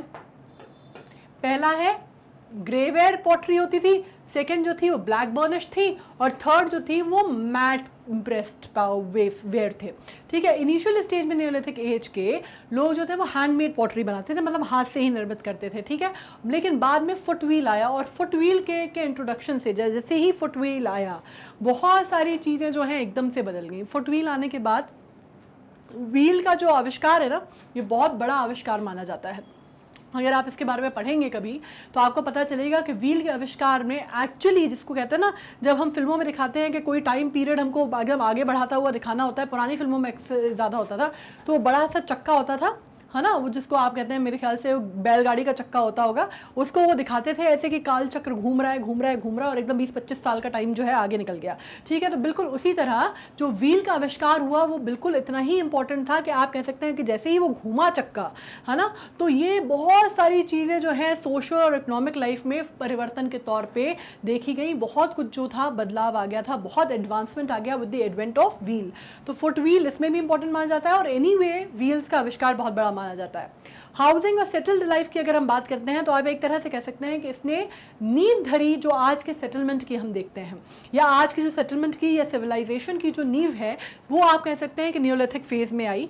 अब नोमैडिक ट्राइब से या सेमी नोमैडिक ट्राइब से, बंजारे वाली लाइफ से सेटलमेंट की तरफ आ गए लोग। सेटलमेंट इसलिए आ गया क्योंकि खेती बाड़ी स्टार्ट कर दी आपने, फूड गैदरिंग तो थी नहीं कि कहीं पे भी बोरिया बस्तर उठाया एकदम अपना अपना जिसको बोलते हैं ना बिच्छू का डेरा पीठ पे लिया और कहीं पे भी चल दी है, वो चीज़ तो बची नहीं। खेत वेत लग कर लिया आपने, खेती किसानी करने लग गए, अब खेती किसानी करने लग गए, फिर अपना अनाज स्टोर करने लगे, तो फिर भैया रहना भी तो पड़ेगा ना वहाँ पे। फिर आपने जीव जंतु भी पाल लिए, क्या आपने कैटल्स पाल ली, उनको भी देखने के लिए आपको रहना पड़ेगा। तो अब वो आ गया सेटलमेंट की तरफ। ठीक है, अब उसने कहा कि भैया सेटल होना बहुत ज़रूरी है, ऐसे जो बंजारे वाली लाइफ है वो नहीं जी जा सकती, खाना बदोश वाली, अब थोड़ा सेटलमेंट लाया जाए लाइफ में। तो अब उनको कहा गया कि वो रेक्टेंगुलर या सर्कुलर हाउसेज में रहते थे। ठीक है, तो उनके घर कैसे थे, या तो रेक्टेंगुलर शेप में थे या फिर गोल थे, गोल मड हाउसेज हुआ करते थे। ठीक है, जो कि मड और रीड्स के बनते थे, मड हाउसेज हुआ करते थे। अब इसमें कह सकते हैं neolithic men also knew how to make boats and could spin cotton. आप सोच रहे हैं आप एडवांसमेंट कितनी दुनिया में कितना आ गया, या अब ना सिर्फ वो जाके पानी में हारपून से बड़ी बड़ी मछलियों को मार सकते थे या फिशिंग कर सकते थे, अब उनको बोटिंग करनी भी आ गई। अब उनको ये भी समझ में आ गया कि यहाँ से अगर उस पार जाना है तो अपन को किसी चीज़ की ज़रूरत पड़ेगी। तो पहले तो उन्होंने वो फट्टे वाले बोट्स बनाए, फिर उनको बाद में पता चला कि इस पर थोड़ा सा सोफिस्टिकेशन लाने की ज़रूरत है, तो उसको आपस में इन्होंने बांधना चालू किया। फिर आप कह सकते हैं कि जो प्रिमिटिव बोट्स हैं वो आई इस पिक्चर में, जिसको ये जिसके थ्रू ये एक पार से दूसरे पार जाने लग गए। ठीक है, तो बोट्स आ गई। उसके बाद आप बात कर सकते हैं कि इन्होंने बोट्स के साथ साथ इन्होंने क्या किया, इनको जो सूत है वो भी बुनना आ गया, मतलब जिसको आप कहते हैं कॉटन से सूत बुनाई का इन्होंने काम चालू किया। ठीक है, तो कुछ अब आप कह सकते हैं प्रोफेशन भी आने लग गए इस पिक्चर में, है ना। फिर ये बोट बनाने वाला जो काम है वो एक व्यक्ति करने लगा, सूत की बुनाई का काम एक आदमी करने लगा, एग्रीकल्चर जो है वो एक आदमी करने लगा, फूड गैदरिंग के लिए जाने वाला कोई एक आदमी होने लगा, जो कैटल रेयरिंग कर रहा था वो कोई एक आदमी होने लगा। तो आप एक तरह से समझ रहे हैं ये शुरुआत है, ये बिल्कुल प्रिमिटिव स्टेज में है, इग्नोरेंस की स्टेज में है वर्ण व्यवस्था की। ठीक है, तो आप इसको कह सकते हैं कि सादा सेटल लाइफ था, और इसी में आप कह सकते हैं कि सिविलाइजेशन की जो शुरुआत है, तभी मैं आपसे कह रही हूँ कि इस वाली एज ने शुरुआत की सिविलाइजेशन की। ठीक है, इसके बाद इसकी जो इंपॉर्टेंट साइट्स हैं वो मैं बता देती हूँ। सारी साइट्स इंपॉर्टेंट हैं नहीं होती हैं, आपको सारी याद भी नहीं करनी है। जो इंपॉर्टेंट साइट्स हैं बस इतना दिमाग में रखना कि जो इंपॉर्टेंट साइट्स हैं वो मैं बता रही हूँ, अदरवाइज हैं तो बहुत सारी साइट्स। इसमें से बहुत एक इंपॉर्टेंट साइट जो है मानी जाती है, साउथ ऑफ इलाहाबाद में है ये। इसको कोल्हिड़ कोल्डेवा एंड महागरा बोला जाता है, जो इलाहाबाद के पास है। और इस साइड में एविडेंस क्या है, सर्कुलर हट्स के एविडेंस मिलते हैं आपको। ठीक है, और हैंडमेड पॉटरी के एविडेंस मिलते हैं, इस वजह से ये इंपॉर्टेंट मानी जाती है। और इस पर पहली बार ये सबसे ज़्यादा इंपॉर्टेंट जो है वो, ठीक है, अपने सर्कुलर हटमेंट्स के लिए और पॉटरी के लिए तो मानी जाती है, लेकिन सबसे पहली चीज़ जिसके लिए फेमस मानी जाती है वो ये था कि राइस, जो चावल जो हम खाते हैं ना, उसका सबसे पहला एग्जिस्टेंस का एविडेंस यही मिला था इसी साइट पे। और ना सिर्फ भारत में बल्कि पूरे विश्व में पहला जो राइस का एविडेंस था होने का वो हमें यहाँ मिला था, इस वजह से बहुत इंपॉर्टेंट मानी जाती है। और इसको इंपॉर्टेंट क्वेश्चन भी कई बार आता है कि which is the site famous for the cultivation और for the excavation of the rice which was, जिसमें राइस का जो हमको पहली बार स्टेपल मिला था वो हमको सैंपल यहीं से मिला था। ठीक है, इसी के अलावा मेहरगढ़ करके एक जगह आती है जो आज की डेट बलूचिस्तान में है, पाकिस्तान में। ये अर्लीस्ट नियोलिथिक साइट मानी जाती है, इस वजह से ये इंपॉर्टेंट है। ठीक है, और यहाँ पे सबसे पहले सन ड्राइड ब्रिक्स के एविडेंसेस मिले थे, और कल्टिवेटेड क्रॉप्स यानी कॉटन और वीट के भी एविडेंसेस मिले थे। लेकिन ये इंपॉर्टेंट इसलिए है, सबकी इंपॉर्टेंस अलग अलग है। इसकी इंपॉर्टेंस ये है, ओल्डेस्ट एविडेंस ऑफ राइस मिला था यहाँ पे। ठीक है, इसलिए है, इसकी इंपॉर्टेंस इसलिए क्योंकि अर्लीस्ट नियोलिथिक साइट मानी जाती है मेहरगढ़, बलूचिस्तान, पाकिस्तान में। कश्मीर में अगर हम देखते हैं तो बुरसोम जो है, ये डोमेस्टिक डॉग्स जो है यहाँ पे बर्ड मिले थे। ठीक है, मैंने आपको यही बोल दिया था कि सबसे पहले जो डॉग्स थे उनके जो दादा परदादा के भी परदादा जो थे वो डोमेस्टिकेट होते थे, ठीक है, उनका जो एकदम जो शुरुआती डॉग्स थे, और वो उनको बाद में डॉग्स जो हैं जिसको हम कहते हैं ना लॉयल्टी ऑफ द डॉग्स, तो वो यहाँ पे आपको देखी गई थी कि उसमें क्या करते थे कि जो उनके मास्टर्स थे उनके साथ ही उनको दफन कर दिया जाता था। पहले क्या किया जाता था, मास्टर्स के लोगों को उनको जब दफन करते थे उनके खाने पीने का इंतजाम या उनके रोजमर्रा की चीजें रखते थे, ठीक है। यहाँ पे आपको पता चलता है डोमेस्टिक डॉग्स जो है वो मिले थे यहाँ पे अपने मास्टर्स की ग्रेव में साथ में दबे हुए, ठीक है। और ये पता चलता है कि इस टाइम पे लोग जो है पिट्स में रहते थे और पॉलिश्ड स्टोन्स जो हैं और बोन्स वो भी यहाँ से मिली थी, ठीक है, एक्सकेवेशन में। इसके अलावा एक और साइट आ जाती है जिसको हम कहते हैं गुफक्राल, ठीक है, ये कश्मीर में है, नियोलिथिक साइट है जो कि काहे के लिए फेमस है, ये मानी जाती है पिट ड्वेलिंग के लिए, स्टोन के लिए और ग्रेवयार्ड इन द हाउस। ये जो है ना ये लास्ट वाला फेज, बाकी तो चलिए ठीक है, इसके लिए आप याद रखिएगा इसको कि ग्रेवयार्ड इनके घर में होते थे, इसके लिए बहुत इंपॉर्टेंट मानी जाती है कि आज की डेट में जैसे हम क्या करते हैं, कोई हमारे घर का कोई सदस्य या कोई भी जिसकी भी मृत्यु हो जाती है उसको हम कहाँ करते हैं, शांति धाम ले जाते हैं, वहाँ पे हम उसका बरियल करते हैं, है ना, जो भी जिसका भी जो भी रिलीजन हो वहाँ पे होता है बरियल। अगर हो रहा है तो मतलब मुस्लिम्स में होता है तो आप उनको कब्रिस्तान ले जाते हैं या ग्रेव यार्ड में ले जाते हैं, क्रिश्चियंस हैं, या अगर हमारे यहाँ जो आप हिंदू धर्म में अगर मानते हैं सनातन धर्म में तो उसमें पंचतंत्र में विलीन किया जाता है ना, तो उसमें क्या किया जाता है आपको, लेकिन एक साइट है बनी हुई, आपको वहीं जाके होगा। यहाँ पे था कि ग्रेव यार्ड जो है, जो घर मिले हैं उसमें ग्रेव यार्ड भी मिले हैं, मतलब घरों के अंदर ही जो एरियाज हैं उसमें दफनाया जाता था। ये इंपॉर्टेंस है और ये हमको एविडेंस मिलता है गुफक्राल से, कश्मीर से, एक्सकेवेशन में, ठीक है। ऐसे चिरांद है जहाँ पे Neolithic man use tools and weapons made of bones, ये उतना इंपॉर्टेंट नहीं है। इसके अलावा टिकलीहाल है जहाँ पे आप बात कर सकते हैं, इसको कैटल हर्डर्स के तौर पे आपको मालूम है, domesticated sheep and mounds, ash mounds जो है यहाँ पे पाए गए थे, ऐश माउंट्स इंपॉर्टेंट है, ठीक है। ये जो है अगर आप बात करते हैं पिकलीहाल की तो ये थोड़ा सा इंपॉर्टेंट हो जाता है क्योंकि यहाँ पे ऐश माउंट मिले थे, ठीक है। तो ये इंपॉर्टेंट पार्ट है, इनको याद रखना। बाकी सारी साइट्स जो हैं वो सब कुछ वहाँ पे उनके एग्जिस्टेंस का मिला था इसलिए इंपॉर्टेंट मानी जाती है, लेकिन सबको याद रखने की ज़रूरत नहीं है। बेलन वैली जो कि लोकेटेड है northern Spurs of the Vindhyas में और middle part of the Narmada valley में, यहाँ पे सारे तीनों फेसेस मिले थे, इस वजह से ये इंपॉर्टेंट है, मतलब कॉन्सिक्यूटिव सीक्वेंस में। जैसे मैंने आपको कहा भीमबेटका में आपको पैलेलिथिक भी मिलती है, मीजोलिथिक भी मिलती है, राइट। उसी तरह ये जो वैली एरिया है, ये जो वैली है, यहाँ पे आपको तीनों साइट्स, तीनों एजेस, मतलब पैलियोलिथिक भी हो गया, मीजो भी हो गया, नियो भी हो गया, तीनों के कॉन्सिक्यूटिव आपको रिमेन्स मिलते हैं। मतलब आपको मालूम है कि ये जो साइट है पर्टिकुलर, ये तीनों टाइम पीरियड में, तीनों जोन्स में टाइम के ये इनहेबिटेड रही, यहाँ पे लोग रहे और उनके अवशेष आपको मिलते हैं। That is why this is important. So now you know the importance is this, ये इसकी इंपॉर्टेंस एशमोल्ड है और इसकी इंपॉर्टेंस ये है कि यहाँ पे तीनों साइट्स आपको मिलती हैं, तीनों पीरियड के आपको अवशेष पाए जाते हैं, ठीक है। अब हम आते हैं चाल्कोलिथिक एज में। चाल्कोलिथिक एज, इसको स्टोन कॉपर एज बोलते हैं। आप इसमें ये समझ गए हैं कि कॉपर जो है भाई साहब वो आ चुका है, ठीक है। कॉपर आ गया तो आपको ये समझ में आ गया कि ये तो बहुत ही ज़्यादा बहुत ही सही सेटलमेंट की एज आ गई, क्योंकि अब आपको स्टोन्स की ज़रूरत नहीं पड़ी, अब आपको काहे की ज़रूरत नहीं पड़ रही, अब आपको स्टोन्स की नहीं पड़ रही, अब आपको प्रिमिटिव टूल्स की ज़रूरत नहीं पड़ रही। अब आप सीधे किस पे आ गए हैं, कॉपर या मेटल पे, ठीक है। तो ये एज जो है emergence of the use of metal पे आ गए हैं कि स्टोन टूल्स तो ठीक है जो थे, अब मेटल्स का इस्तेमाल किया जाने लगा और टूल्स जो है वो बहुत हाई एंड बनने लग गए, ठीक है। इसमें first metal to be used was copper. इसमें सबसे जो होता है वो सबसे एज जो है स्टोन कॉपर एज कहलाती है, क्योंकि कॉपर की जो शुरुआत हुई तो कॉपर ने आके पूरा जो सीन है वो ही चेंज कर दिया, पूरा डायनामिज्म जो है वो बदल दिया था, ठीक है। Chalcolithic age largely apply to the pre Harappan phase. इसको आप कह सकते हैं चाल्कोलिथिक एज जो है, मैं आपको बता दूं, अभी हरप्पन सिविलाइजेशन पढ़ेंगे इसके बाद अपन, तो ये जो एज है ये प्री हरप्पन सिविलाइजेशन मानी जाती है कई जगह पे, लेकिन कई ऐसे क्षेत्र हैं जहाँ पे पोस्ट हरप्पन भी मानी जाती है। यहाँ पर कई जगह ऐसी है जहाँ पे कंटेम्प्रेरी भी मानी जाती है। तो आपको अलग अलग फेज में अलग अलग है, ये आपको समझना पड़ेगा। पर around it is almost around the Harappan is a benchmark. Harappan civilisation जिसको हम IVC भी बोलते हैं, इंडियन इंडस वैली सिविलाइजेशन, उसके आप बेंचमार्क बना सकते हैं। तो उसको प्री हरप्पन फेज भी बोला जाता है, हरप्पन भी बोला जाता है, और कई जगहों पे आप कह सकते हैं कि end of bronze Harappan culture के एंड में भी पाया गया है ये, ठीक है। अब हम इसके कैरेक्टरिस्टिक समझ लेते हैं। कैरेक्टरिस्टिक थोड़े से इंपॉर्टेंट हैं इसके, क्योंकि आपको मालूम है एग्रीकल्चर में और कैटल में दोनों ही चीज़ें आ गई थी जब कैटल रेयरिंग में, तो अब थोड़ा सा एडवांसमेंट आना लाजमी था क्योंकि इतनी सारी चीज़ें चेंज हो गई थी। अब इसमें यह था कि पहले ऑफकोर्स लोग जो थे वो कॉपर एज है, स्टोन कॉपर एज है, फूड ग्रेस जो थे वो कल्टिवेट करने लग गए थे। डोमेस्टिक एनिमल्स में ये परिवर्तन आ गया था कि भैया पहले जो लोग थे वो शीप, गोट ये सब रखते थे। अब इसमें क्या फ़र्क आ गया था, अब वो क्या रेयर करने लग गए थे, अब वो रेयर करने लगे थे आप कह सकते हैं काउज, बफेलोज एंड हंट करने लगे थे डियर्स को, और इसके अलावा शीप गोट्स तो थे ही, पिग था। अब इसमें यह भी था कि इस टाइम पे एविडेंसेस कुछ मिले हैं कि बीफ वो खाते थे, लेकिन पोर्क वो कितना खाते थे नहीं खाते थे इसके ऊपर कोई कंसिडरेबल मतलब लाइट नहीं है। खा भी सकते थे लेकिन शायद उनका स्टेपल नहीं था वो, ठीक है। बीफ हालांकि वो खाते थे।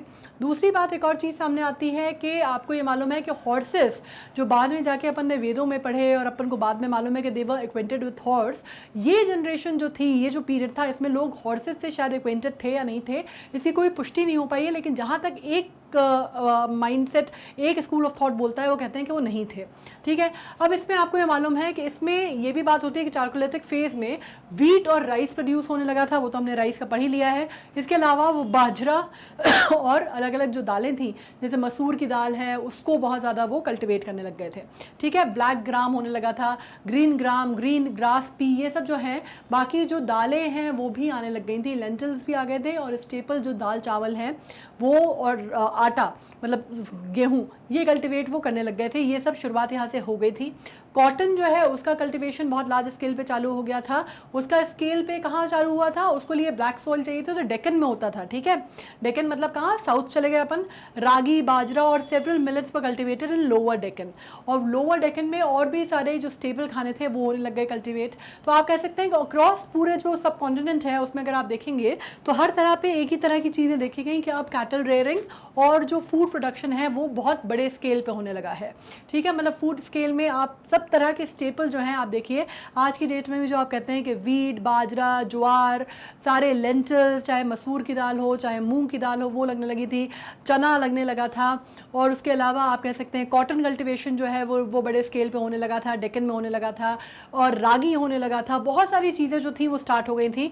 और people belonging to stone copper phase in the eastern region lived mainly on fish and rice. और ईस्टर्न रीजन में अगर आप चले जाते हैं मतलब अब जो है वो सब कॉन्टिनेंट का ऊपर से नीचे के अलावा आप ईस्टर्न साइड पे भी अब चले गए थे। मतलब उड़ीसा जब आया तो उड़ीसा के बाद बाकी ईस्टर्न साइड भी आपने कवर कर लिया अब। और अब वहाँ पे लोग जो हैं वो ज़्यादातर क्या खाने लगे, क्योंकि वो बंगाल की खाड़ी है, ठीक है। तो वहाँ पे जो है ओशन था, सी था, तो वहाँ पे लोग क्या था, फिशिंग बहुत ज़्यादा करने लग गए। तो वहाँ पे सबसे ज़्यादा कल्टीवेशन किसका होता था, चावल का। और लोग जो उनका स्टेपल खाना था वो फिश एंड राइस था। और आज भी अगर आप देखेंगे, आज भी आप वहाँ चले जाएंगे तो आज भी बंगाल का जो स्टेपल खाना है, अगर आप देखते हैं ईस्ट का जो स्टेपल खाना है वो राइस एंड फिश आपको मिलेगा आज तक भी। तो आप कह सकते हैं कि एक तरह से ये पुराने ज़माने में आज का जो युग है इसकी जो नींव धरने का काम है। तभी मैंने आपसे कहा कि न्यू इस्टेब्लिशमेंट की शुरुआत जो है वो यहीं से मानी जाती है।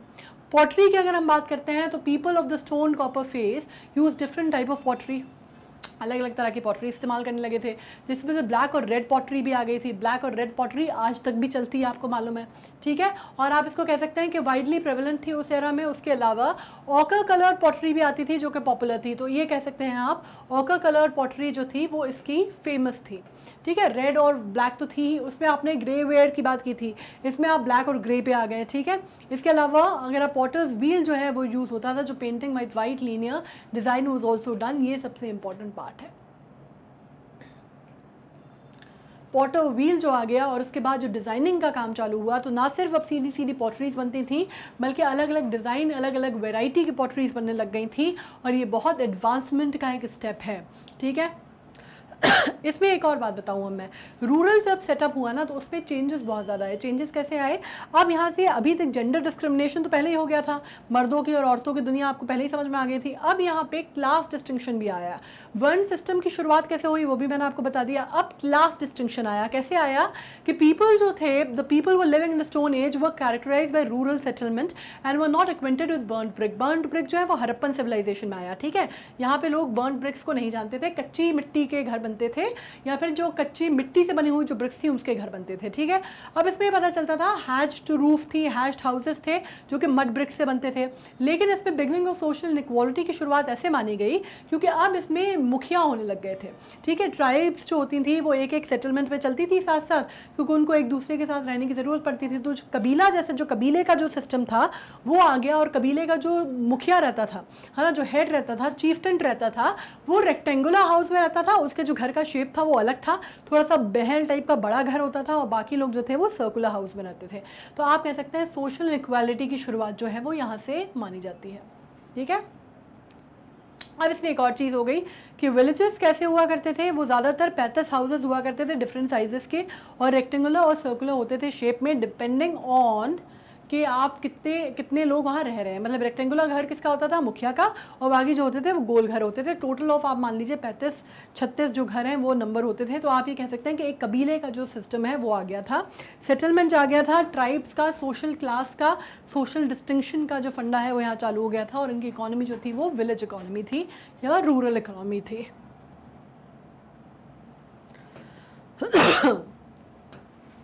आर्ट एंड क्राफ्ट जब हम बात करते हैं तो चालकोलिथिक पीपल वो एक्सपर्ट कॉपर स्मिथ तो जाहिर सी बात है क्योंकि कॉपर का टाइम था, और उनको मालूम था art of copper smelting, and वो good stone workers as well. उनको सबसे बड़ी इंपॉर्टेंट चीज़ ये है कि कॉपर एज है, तो हालांकि ये तो आपको कॉमन सेंस से भी समझ में आ जाएगा, क्योंकि कॉपर स्मिथ बहुत अच्छे हुआ करते थे। उनको कॉपर को पिघला के अलग अलग शेप देने का काम आने लगा था, और वो स्टोन के साथ कॉपर का भी इस्तेमाल बहुत ज़्यादा करने लगे थे। उनको स्पिनिंग आती थी, वीविंग आती थी, पॉटरी मेकिंग आती थी, आर्ट ऑफ मैन्युफैक्चरिंग क्लॉथ वो जानते थे, जिसको मैंने कहा बुनाई का काम वो जानते थे, और उनको राइटिंग लेकिन नहीं आती थी अभी तक। ठीक है, राइटिंग अगर उनको आ जाती तो फिर हम इसको बेसिकली प्री हिस्ट्री में कंसिडर ही नहीं करते, क्योंकि प्री हिस्ट्री जैसे आपको पता है, हमने पढ़ा भी था, वो टाइम है जो कि रिटन स्क्रिप्चर्स या रिटन एविडेंस हमको उस टाइम का नहीं मिलता। ठीक है, तो क्रॉनिकल हमको रिटन क्रॉनिकल नहीं मिलता। उनको सब कुछ आने लगा था सिवाय लिखाई पढ़ाई के, और शायद उनको वो भी आ जाती अगर उनको उसकी इंपॉर्टेंस समझ में आती तो। ठीक है, वो नहीं था। वर्शिप जो है आप कह सकते हैं कि small clay images of earth goddesses मिली हैं, जो कि चालकोलिथिक साइट से ढूंढी गई हैं, जो एक्सकवेशन में निकली हैं। तो उससे हमें पता चलता है कि मदर अर्थ को वो पूजते थे। अब उनका रिलीजियस सेटअप आप ये कह सकते हैं कि वो मदर अर्थ की पूजा करते थे, नेचर वर्शिप वो किया करते थे। और इसमें आप कह सकते हैं कि आप ये कह सकते हैं कि मदर गॉडेस को जब करते थे तो मालवा में और राजस्थान में stylized but terracotta show that the bull served as a religious cult. Bull जो था वो बड़ा इंपॉर्टेंट होता था और एज अ रिलीजियस कल्ट वो शो करता था। ये टेराकोटा इमेजेस और टेराकोटा फिगरीन से पता चला है, जो कि एक्सकवेट हुई हैं साइट पे से, मालवा रीजन में एमपी के। ठीक है, अब इन्फेंट मोर्टेलिटी रेट जो है वो काफ़ी लंबा ज़्यादा था उनका। तो ये कहा जाता है कि भाई इनकी although of all the advancements, इनकी जो लाइफ थी वो उसकी लॉन्गेविटी का फंडा ज़्यादा नहीं था। ठीक है, इन्फेंट मोर्टेलिटी जो थी वो काफ़ी हाई थी, मतलब बच्चों का, छोटे बच्चों का जिसको कहते हैं ना कि मोर्टेलिटी लाइफ स्पैन जो था वो काफ़ी कम था। और ये पता चलता है हमको burial of the large number of children in western Maharashtra, जो हमने एक्सकवेशन किया है उसमें बहुत नंबर ऑफ बरियल्स में बच्चे मिले हैं छोटे छोटे, जिसे आपको पता चलता है कि महाराष्ट्र में कि उनकी लाइफ जो थी, लाइफ स्पैन उनका लंबा नहीं हुआ करता था। In spite of being a food producing economy the rate of infant mortality was very high. Food producing के बावजूद हो गया था, मतलब फूड गैदरिंग में था वो तो था ही, अब फूड प्रोड्यूसिंग के बाद भी जो बच्चों की जो मोर्टेलिटी रेट था वो काफ़ी ज़्यादा था। उसका रीज़न जो है वो बाद में काफ़ी सारे लोगों ने उस पर शोध किया कि क्या वजह थी, कि वो पूरा प्रॉपर न्यूट्रिशन नहीं मिलता था या मार दिया जाता था, ये जो भी है उसके ऊपर काफ़ी सारे शोध हुए हैं, लेकिन उस पर कोई भी अभी क्लैरिटी नहीं है। लेकिन हाँ ये ज़रूर है कि अगर नेचुरल वे में नहीं भी था तो भी आप ये कह सकते हैं कि इकोनॉमिक अगर होने के बाद भी लॉन्गेविटी नहीं थी उनकी लाइफ में, लाइफ स्पैन छोटे हुआ करते थे। ज्वेलरी जो है, वहाँ की औरतों को ज्वेलरी पहनने का बहुत शौक था। ज्वेलरी वो पहनती थी गले में, हाथ में, ज़्यादातर वो क्या कहते हैं आप उसको, ऑर्नामेंट जो पहनती थी ज़्यादातर किसके बने होते थे, शंख के बने होते थे, बोन्स के, मतलब नेचुरल चीज़ें मिलती थी उसके बने होते थे। कोम्स जो होते थे वो अपने अपने जो फाइन वर्क कोम्स होते थे जो बालों को अपने काढ़ने के इस्तेमाल करती थी। वो manufactured semi beads precious stones होते थे, जैसे कार्नेलियन होते थे, स्टेटाइट्स होते थे, क्वार्ट्ज क्रिस्टल के बने हुए जो ज्वेल्स हैं वो धारण किया करती थी औरतें।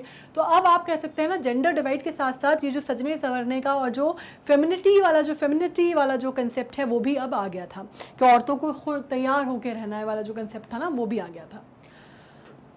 अब मैं अगेन आपको इम्पोर्टेंट साइट्स बता देती हूँ। पहला है आपका आहार, जिसको बानस वैली कहते हैं साउथ ईस्टर्न राजस्थान में। People of this region practice smelting and metallurgy, मतलब मेटलर्जी भी आ गई थी, स्मेल्टिंग भी आ गई थी, ठीक है, ये दोनों चीज़ें इंपॉर्टेंट हैं।